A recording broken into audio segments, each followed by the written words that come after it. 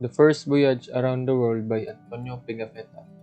In this video discussion, we will journey back in time to revisit one of the most important parts of our Philippine history.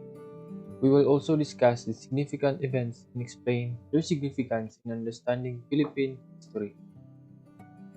So without further ado, let's all now proceed to the background of the author. So, who wrote The First Voyage Around the World? Well, it is no other than Mr. Antonio Lombardo or Francisco Antonio Pigafetta. He is an Italian scholar and explorer from the Republic of Venice, born in 1490 and died in 1534. He studied navigation, astrology, geography, and cartography. He belonged to a rich family in the city of Vicenza in northeast Italy.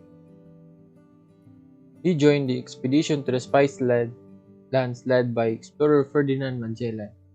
He joined the Magallanes-Elcano famous expedition to the Moluccas began in August 1519 and finished September 1522. And also he had a written account of the expedition entitled The First Voyage Around the World, which will be analyzed later. Let us now proceed to the historical context of the document. The First Voyage Around the World was written in one of the 5 ships of the Magallanes-Elcano expedition. King Charles V provided the Spanish fleet named Armada de Molucca, which was led by Magellan. It is the first expedition to sail to the Spice Islands from Europe in the First World Circumnavigation. The fleet sailed from Spain in 1519 across the Atlantic and then Pacific Ocean. So let's go to know more about Magellan. Who is he? Ferdinand Magellan was born in February 3, 1480 and died April 25, 1521.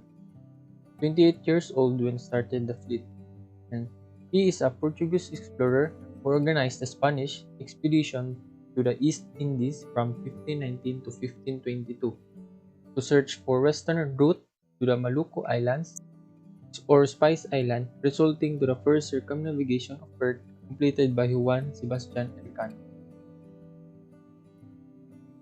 These 5 ships were first one to circumnavigate around the world that was led by Ferdinand Magellan, a Portuguese explorer. And when he died in the Battle of Mactan, Juan Sebastian Elcano was known as the second half of Ferdinand Magellan's first round of the world navigation. During the expedition, 5 ships were used to travel around the world. During the expedition, 5 ships were used to travel around the world. First is the Santiago ship, under the command of Juan Serrano. Crew is 32. Smallest of the 5 ships, also known as the Caravel, and it is the first ship that has been lost. Second is the San Antonio ship, under the command of Juan de Cartagena. Crew is 60, soon led by Alvarado de Mesquita. This is the largest in the fleet, also the second ship that has been lost. The Concepcion ship, under the command of Gaspar de Quesada. Number of crew is 45. Captain was executed because of mutiny. This boat was born and the third ship that has been lost. Trinidad ship, under the command of Ferdinand Magellan. Crew is 55. It was attacked by Portuguese ship and it is the 4th ship that has been lost. And lastly, the Victoria ship, under the command of Luis Mendoza. Number of crew is 43, soon led by Juan Sebastian Elcano. The ship where Antonio Pigafetta was aboard, the first ship that circumnavigated the world, and it is the only ship to complete the voyage. That's all about the historical context of the document. So now let's proceed to the content and contextual analysis of the First Voyage Around the World. First is the arrival in Samar. Opened in March 17, 1521. On March 16, 1521, Magellan and his crew arrived in the Philippines island, or what we call as Island of Ladroni. they first reached the island of Samar. Magellan named the place or island of Humunu as the archipelago of San Lazarus due to the several islands located in that district. On March 18, 1521, there came some natives giving signs of joy for the presence of the crew of Magellan. The first Mass in the Philippines was on April 1, 1521. The first Mass in the Philippines was held in Mazua or Limasawa. Magellan succeeds in his plan to influence the faith of the people of the island he has conquered. It was attended by Magellan, Raya Kulambo o Raha Kulambu, o Raya Suai o Raha Sagu, Spanish voyageurs, and the local islanders. The native Filipinos have their idols before and a god, which they called Abba, but they threw these beliefs away as embraced Christianity, which Magellan introduced. Interaction with the Cebuanos was on April 15, 21.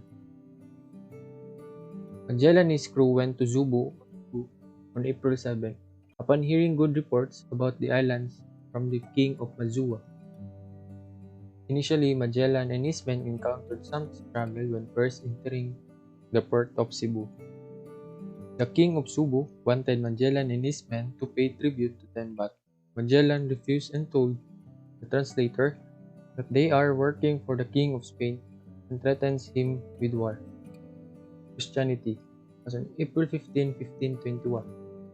A mass was held with Raya Humabon and his people attending the ceremony. In that day, 800 souls were baptized. Antonio Pigafetta showed the queen an image of Our Lady, a very beautiful wooden child, Jesus, and a cross. She asked for the little child Jesus to keep in place of her idols, and this image of child Jesus is known as the Santo Niño found in Cebu. Dato Zula's request was on April 27, 1521. According to Dato Zula, the chief of Mactan, Lapu-Lapu refused to obey the king of Spain.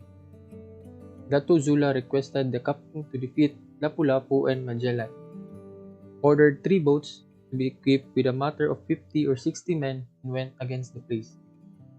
They arrived at Mactan in daylight with 49 members, while the islanders were estimated to 1,500.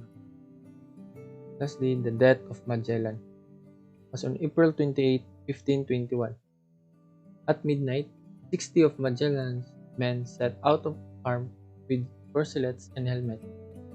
Magellan orders an attack but miscalculates.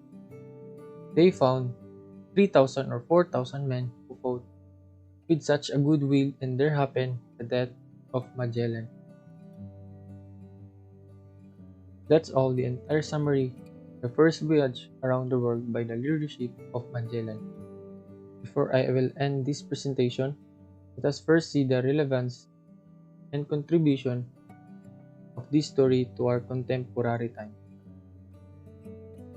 First, he proved to our explorers and to the people today that circumnavigating the world was possible.